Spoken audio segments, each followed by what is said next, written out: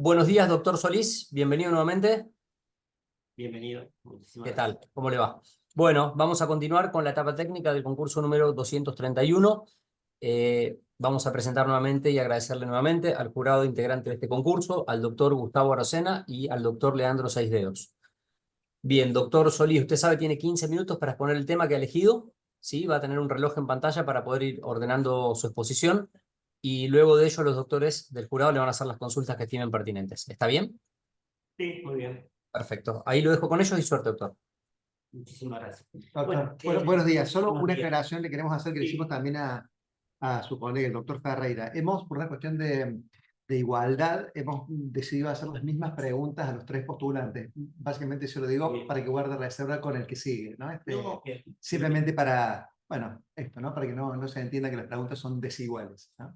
Así que bueno, somos todos oídos Bueno, para escuchar muchísimas su exposición. muchísimas Ahí gracias. ya está en función. El tema que preparé para el día de hoy es básicamente teoría del caso.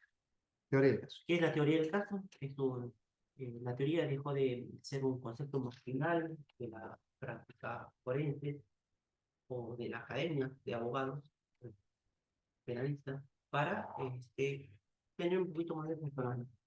Ya cada día sentimos que es más nombrada lo que es la teoría del caso. Y ante ello nos preguntamos, ¿qué es la teoría del caso? Básicamente es, una herramienta de trabajo metodológico que me permite dividir las cuestiones fácticas, de las cuestiones jurídicas y de los hechos, es decir, las plataformas prácticas y los hechos de la realidad que van a ser objetos de un proceso penal. En ese sentido, así como existe una herramienta se llama teoría del delito, que estudia la dogmática penal, que busca básicamente precisar qué conducta se tipifica en el Código Penal. En el mismo sentido, nosotros tenemos una teoría del caso, que es una herramienta de trabajo para el abogado litigante a la hora de enfrentarnos. Ahí existe más estudio sobre qué es lo que entendemos por teoría del caso y cómo abordan a esta disciplina que de la técnica de litigación oral es una disciplina teórico-práctica. Tenemos diferentes concepciones de lo que es una teoría del caso. La doctora Leticia Lorenzo dice lo siguiente: la teoría del caso es la narración que asume el litigante frente a caso con sustento probatorio y un encuadre jurídico. Por otro lado, el doctor Holman dice que es una estrategia metodológica en el cual el abogado va a asumir frente al caso y la forma de presentar los hechos ante el tribunal y la manera más eficiente y eficaz para presentar persuasivamente lo que es la evidencia, las informaciones del caso. Por otra parte, otro autor, como Vidal, dice que es la versión de los hechos que asume el litigante frente al tribunal, en el cual debe ser consistente con las evidencias no controvertidas y tener una relación con lo que es la prueba controvertida. Otros autores como Maud definen que es la versión de los hechos en forma lógica, persuasiva, de cómo sucedió un hecho que va a asumir el litigante frente al tribunal. Es decir, como sucedió en forma tiempo, lugar y fecha un determinado hecho. Pero cuando encontramos a este término unívoco, básicamente tenemos diferentes formas de entender lo que es la teoría. Y el doctor Sebastián Narvaja, que la doctora Andrea Ibañez escribe en su libro Manual de Litigación, dice que tenemos tres formas de ver la teoría del caso. La teoría del caso como una herramienta para convencer, la teoría del caso como una herramienta metodológica para tomar decisiones, y la teoría del caso como un abordaje analítico. En ese sentido, en el primer lugar, Dice una historia para comenzar, porque muchas veces se le pregunta al abogado litigante qué es una teoría del caso. Básicamente te da un rendimiento del valor de los hechos que va a asumir frente al caso. Es decir, que en ese mismo momento se conoce cuáles son los hechos que el litigante va a proponer sobre un determinado caso y está inserto las valoraciones que puede llegar a tener. Pero deja de lado algo y se le cuestiona porque deja de lado lo que es la plataforma probatoria y la plataforma jurídica.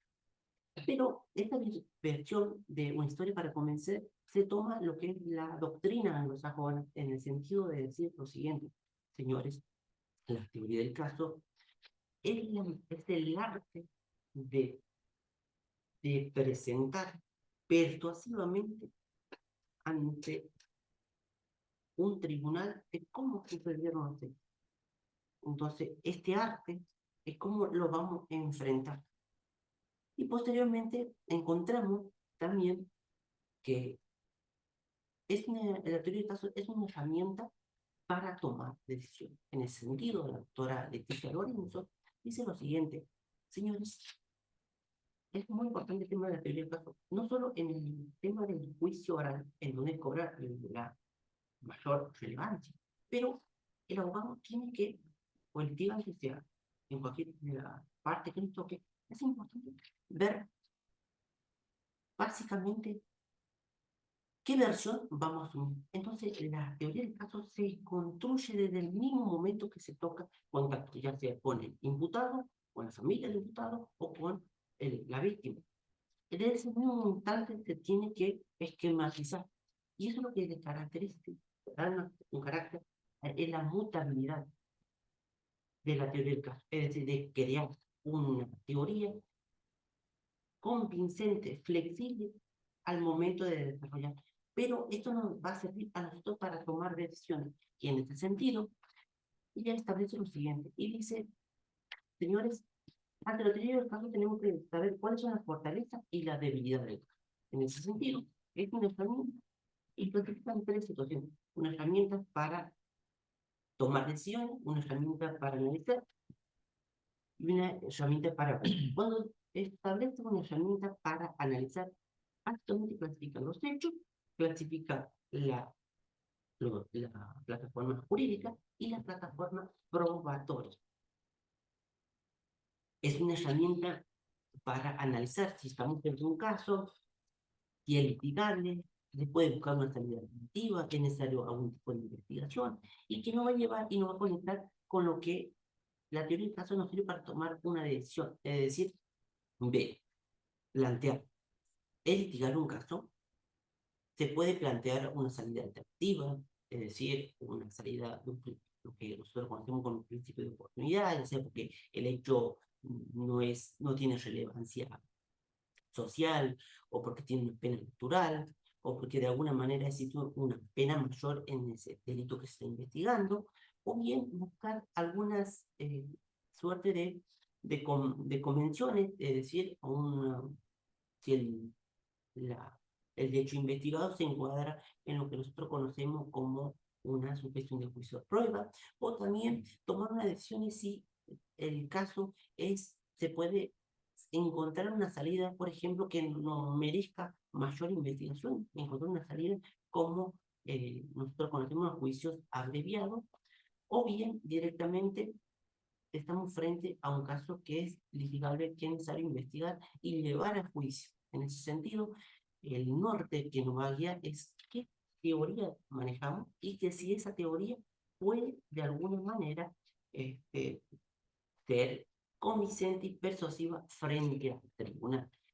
Por la otra parte, el doctor Holman básicamente se aparta un poquito de la tradición y dice lo siguiente, señores, frente a una teoría de caso necesario identificar los hechos, identificar la plataforma probatoria, identificar la plataforma de los hechos, es necesario clasificar la evidencia, es necesario ver cuáles son las debilidades y fortalezas del caso y la forma de presentar. En ese sentido, se aparta un poquito de la visión tradicional. Y por último, la teoría del caso como herramienta de análisis. Y en ese sentido, el doctor Holman dice lo siguiente, que la teoría del caso es una herramienta estratégica que va a utilizar el abogado litigante frente al caso. Y su manera de presentar ante el jurado o el tribunal la versión de los hechos en forma persuasiva y convincente, de acuerdo a los hechos, las evidencias y el encuadre jurídico que necesitamos. Y ahí divide en tres facetas, lo que es plataforma probatoria, plataforma fáctica y plataforma jurídica. En ese sentido, cuando el doctor Holman hace la versión a lo que es una teoría del caso, de lo que es una versión de los hechos, el litigante tiene que asumir desde el mismo momento cuál es la teoría más convincente, que va a ser el norte, la hoja de ruta, que va a permitir al litigante tener básicamente el norte claro, para dónde quiero guiar mi caso. Y de alguna manera tiene que tener un sustento probatorio, porque cada pedacito del sustento práctico tengo que probar con los elementos probatorios, con testigo, con perito, con informe, porque de alguna manera, si tengo una teoría de caso y no tengo un sustento probatorio, no puedo ir a ninguna parte. Y por último, esto se va, hechos y elementos se va a sumir en un tipo penal, es decir, con los elementos necesarios de decir, señores, tenemos un hecho que se prueba con estas pruebas y que de alguna manera me da este tipo penal. Pero es necesario trabajar en forma fuerte, en forma conducente, en forma flexible.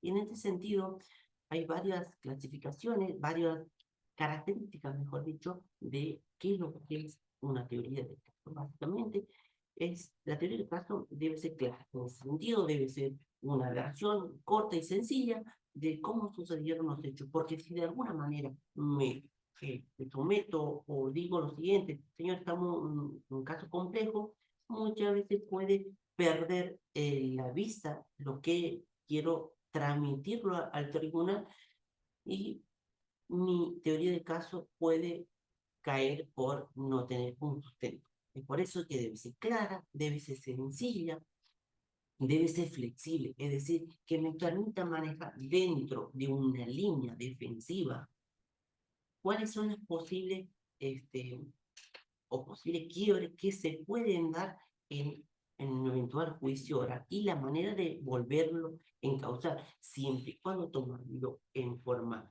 cuidadosa de que mi teoría de caso no sea objeto de cuestionamiento por mi parte adversaria.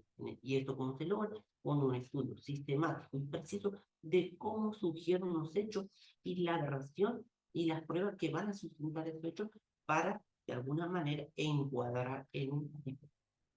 Aquí también la doctora Ibáñez dice, y haciendo referencia a la doctora Lorenzo, debe ser consciente. Es decir, el litigante tiene que presentar una versión creíble y consciente. No tiene que ser ficticia, no tiene que ser surrealista, porque de alguna manera, si estamos ante un jurado popular o ante un tribunal, en ese sentido, es necesario buscar precisión para que mi relato sea creíble, sea flexible y convincente.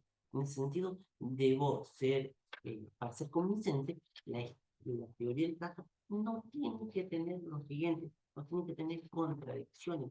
Es por eso que la teoría del caso debe tener una coherencia interna y externa y, y una armonía a la hora de presentar.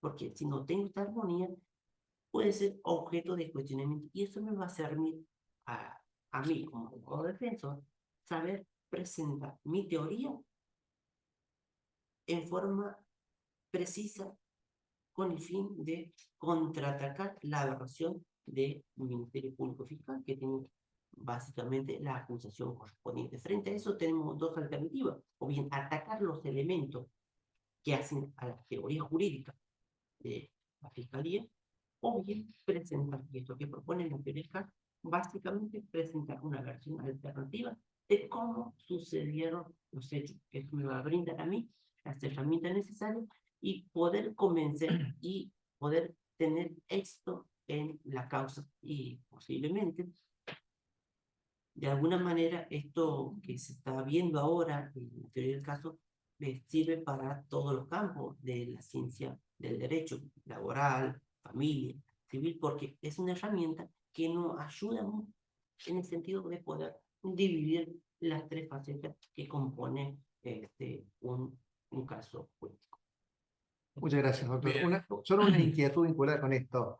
Em, por supuesto, no desconozco los actuales desarrollos de estas técnicas de litigación oral, pero hay quienes, como por ejemplo Julio Mayer, siguen hablando del fin institucional del proceso penal como la verdad real. Mi pregunta es cómo se compatibiliza la teoría del caso, que supone versiones persuasivas de cada litigante, con un fin institucional que es la verdad real que persigue como fin institucional el proceso. Bien, en ese sentido, tenemos que buscar una armonía, porque, como bien lo dice el doctor Mayo, es necesario buscar la verdad de los hechos, buscar el fondo.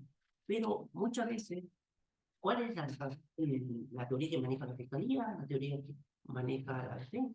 Es por eso que la teoría del caso, de alguna manera, va a venir a reforzar cuál es la aberración, porque muchas veces el Ministerio Público, ya con el respeto que se merecen los órganos, tienen una versión parcializada de cómo sucedieron los hechos y cuáles son las evidencias que me van a llevar. Y muchas veces esa verdad procesal básicamente no puede estar de la mano de lo que disponga el órgano acusador. Es por eso que se debe trabajar en la defensa técnica, en la defensa fiscal, que pueda de alguna manera recolectar una investigación para poder llevar una versión alternativa al tribunal. Es por eso que en nuestro Código Procesal Penal de Neuquén, tanto la defensa pública, pueden realizar investigaciones.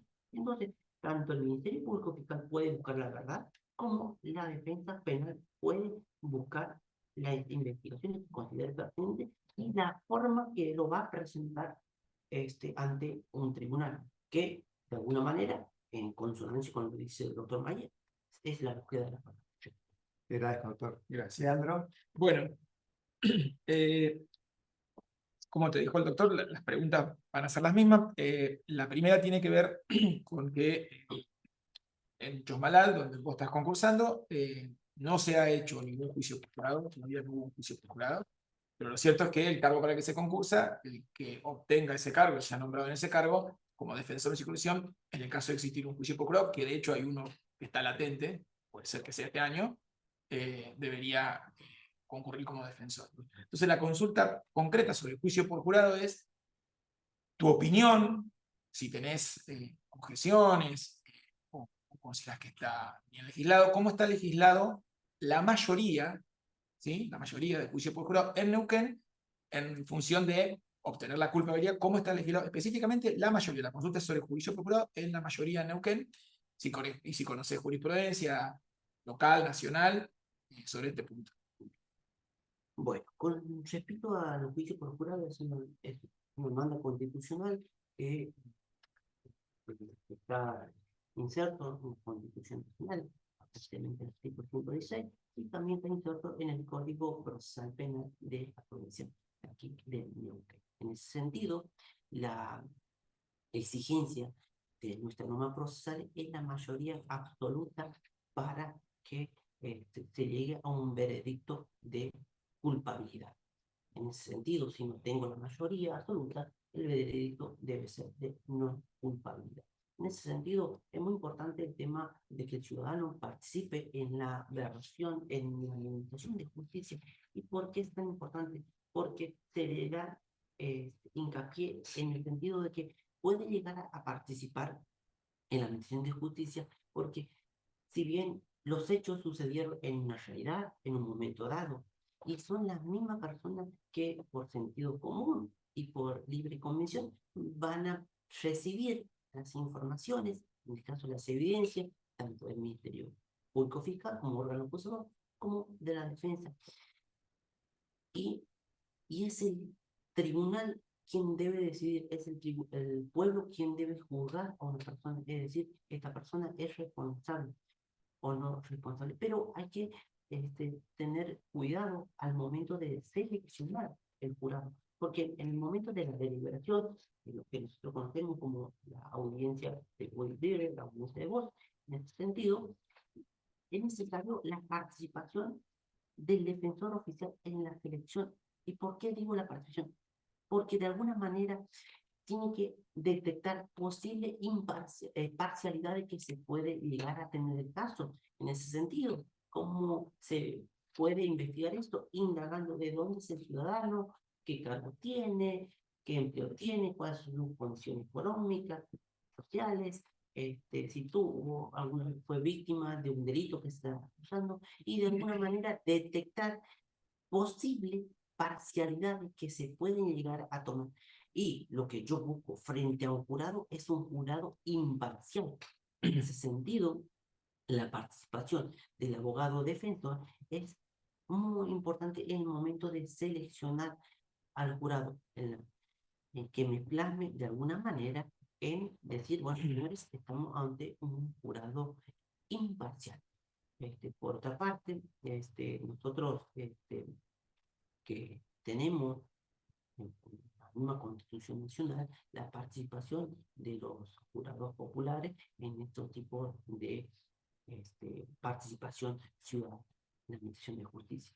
En ese sentido, yo soy un abogado defensor que de alguna manera estoy en sintonía y estoy de acuerdo con la implementación del juicio por jurado, es porque realmente es el momento en donde se puede de alguna manera marcar cuáles son los hechos y que sea el pueblo que decida si es culpable o inocente. Posteriormente que vengan los jueces técnicos en el juicio de censura, decir, señores, esta persona que se le, con el veredicto que se demostró culpable, le corresponde esta pena. Porque al juez le toca las cuestiones de derecho y las cuestiones de hecho vamos a dejarlo al juicio.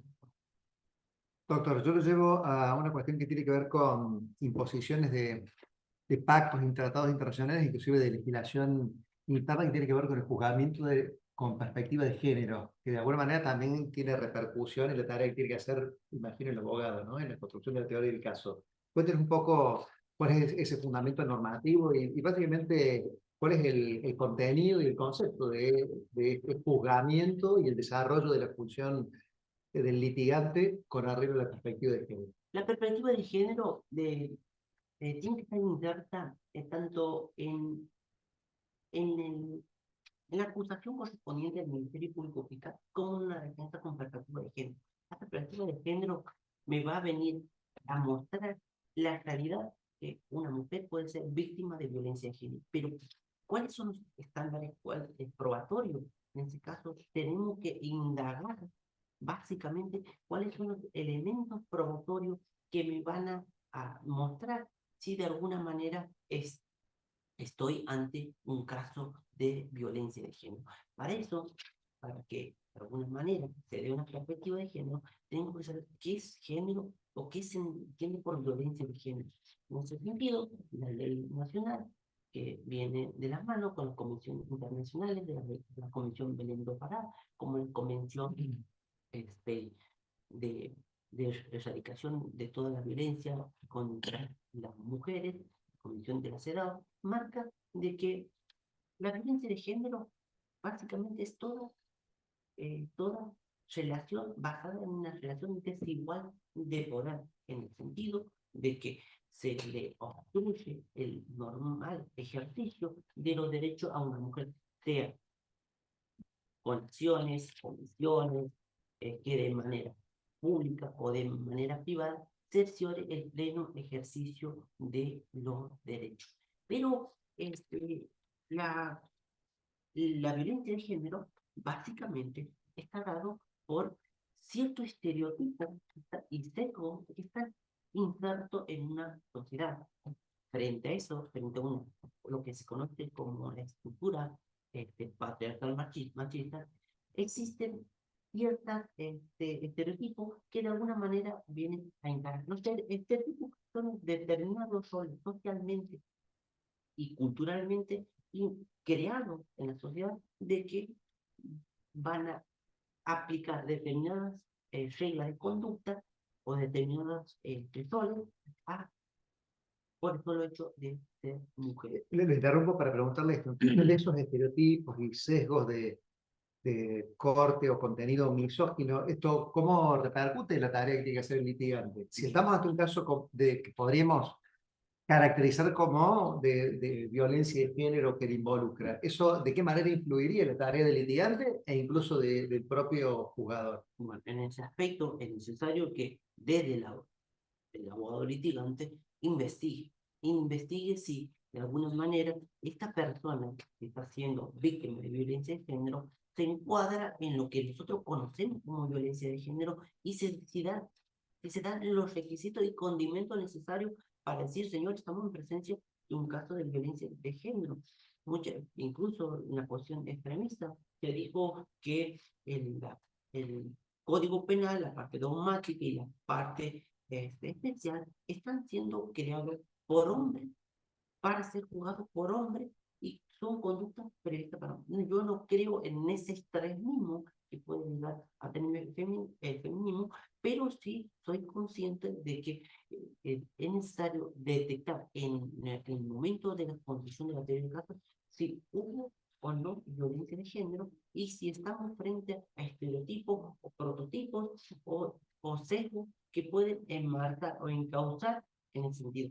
Para tener una defensa objetiva, con perspectiva de género, es necesario que de alguna manera se indague las condiciones sociales, culturales de la persona que está siendo sometida en el proceso, porque muchas veces encontramos con una falencia en una investigación de que se toman versiones parcializadas.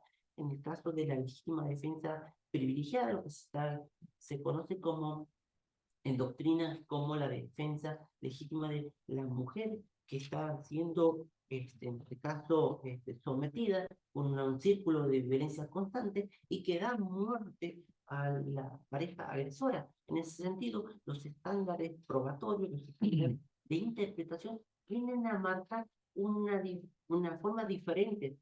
Porque de alguna manera nosotros conocemos que el artículo 34, inciso sexto, lo establece lo siguiente, y nos dice, señores, para que haya legítima defensa, es una acción legítima, actual, inminente, una falta de provocación suficiente y una razonabilidad del mérito. Pero cuando se debe interpretar esto, básicamente en una persona que de alguna manera dio muerte a su pareja, hay que ver el círculo, si esa mujer estaba inserta en un círculo de violencia de género.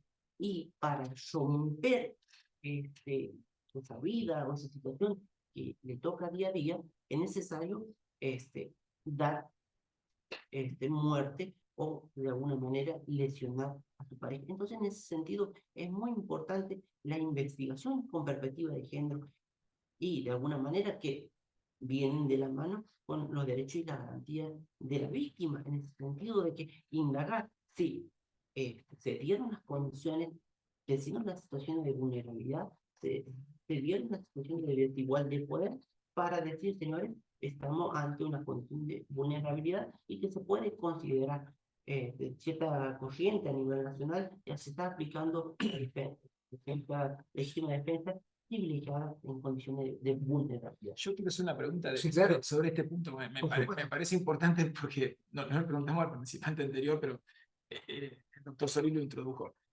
En mi experiencia, de que soy el abogado defensor, el 98% de los casos me toca defender hombres imputados acusados de delitos de violencia de género. ¿Cómo juega la perspectiva de género cuando usted es el defensor y el imputado es el hombre que está acusado de ejercer la violencia de género hacia la mujer? Bien, muy buena pregunta en ese sentido. Básicamente, en ese sentido, si estoy desde el lado de la defensa de la persona imputada, que resulta ser un hombre, que se está acusando de determinado delito, es necesario indagar las situaciones socioculturales y permitir encontrar si se dan, como se dice referencia, los sesgos, si se dan los estereotipos y se dan las condiciones para decir, señores, estamos frente a un caso de violencia de género que me va a permitir, desde el marco de la defensa, voy a atacar la versión que plantea el Ministerio Público Fiscal en la institución de causa, porque muchas veces se investiga que el hombre por dar muerte a la mujer, inmediatamente vamos a calcularlo como violencia de género, en este caso un femicidio. Pero en este caso, el rol del abogado de defensa es, de alguna manera, detectar si estamos o no en frente de un caso de violencia de género y proponer qué tipo penal le corresponde. Pero para eso, ¿cómo se va a lograr? Investigando. Y para investigar es necesario tener una perspectiva de género en el sentido de detectar sesgo, detectar estereotipos, detectar micromachismo que puede llegar a tener una investigación para una defensa cabal de una persona masculina que esté siendo, en este caso, perseguida por una acusación correspondiente. La última consulta, doctor. Hace a un número de años se modificó el Código Penal en el artículo 59 de estas causales de extinción de la acción penal, introduciéndose la aplicación de criterios de oportunidad o disponibilidad de la acción. Me gustaría saber, o que nos haga una referencia de cómo regula o recepta, porque el propio Código Penal remite a las legislaciones provinciales, ¿no? Cómo se disciplinan esos institutos. Bueno, me gustaría que nos haga una referencia sobre la reglamentación de los criterios de oportunidad en el Código Procesal de la provincia. Bueno, los criterios de oportunidad son, en este caso, asumidos básicamente en el artículo 59, en el cual va a permitir, desde el caso de la Fiscalía o de la Defensa, aplicarse los criterios de oportunidad. Estos criterios de oportunidad, básicamente, antes que nada, tiene que haber ya sea una denuncia previa, una investigación, una apertura de investigación penal preparatoria para detectar frente a qué hecho nos encontramos, si es un hecho irrelevante, o que tenga una pena natural, o que tenga una pena mayor, o que la persona que está siendo acusada está siendo perseguida por un delito de mayor cantidad, que se pueden aplicar estos criterios de oportunidad. En el sentido también, si la persecución penal que tiene como fin la pena en abstracta, básicamente puede ser de cumplimiento condicional. En ese sentido, es necesario aplicar los criterios de oportunidad a los fines de desregular lo que es la actividad persecutoria. Le puedo hacer una pregunta de lo que está hablando porque me interesó lo que dijo. Y el caso prevé una pena que no puede ser dejada en suspenso. ¿Se puede aplicar un criterio de oportunidad? Bien, en ese sentido, a ver, el código establece los requisitos, que debe ser una pena no mayor a 3 años, que debe ser una pena, un delito que puede cumplirse en condiciones suspensivas, pero de alguna manera, si se dan serios requisitos, habría que plantear lo que nosotros conocemos como la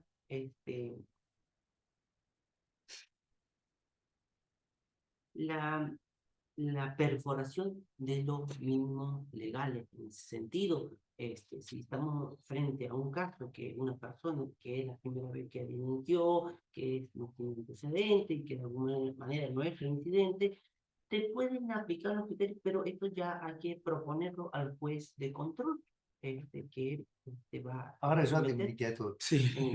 ¿Cómo se perforarían estos mínimos legales, ¿no? Porque solo proponiéndoselo al tribunal por entender que las características particulares del caso lo ameritan, o habría alguna herramienta jurídica indispensable para postular que se perforen esos mínimos. Bueno, para perforar los mínimos legales, básicamente tenemos que tener en claro el principio de lesividad, el principio de culpabilidad, el principio de daño social o repercusión social que puede llegar a tener, el principio de legalidad, en el sentido de mostrar un esquema, una situación que particularmente por aplicaciones de los principios del derecho penal me pueden llevar a una corriente en decir lo siguiente: señor juez, en el caso habría que declarar inconstitucional una ley en el caso concreto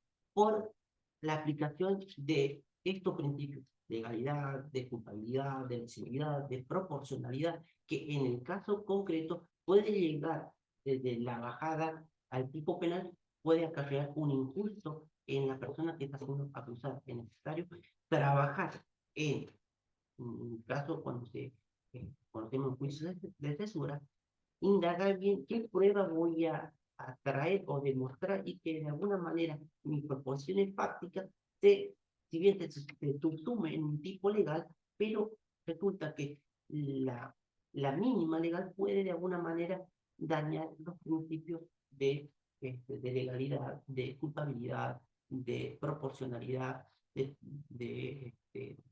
incluso de la doble persecución. En ese sentido, es necesario encontrarnos ante un escenario que me lleven razonadamente en decir, señores, en este caso particular, voy a plantear los mínimos legales por aplicaciones de estas matices que se dan. Bueno, por mi parte, También, eso también dijo. bueno, Gracias, doctor. muchas gracias. Espero que me Muchas haya gracias. mucho su Gracias.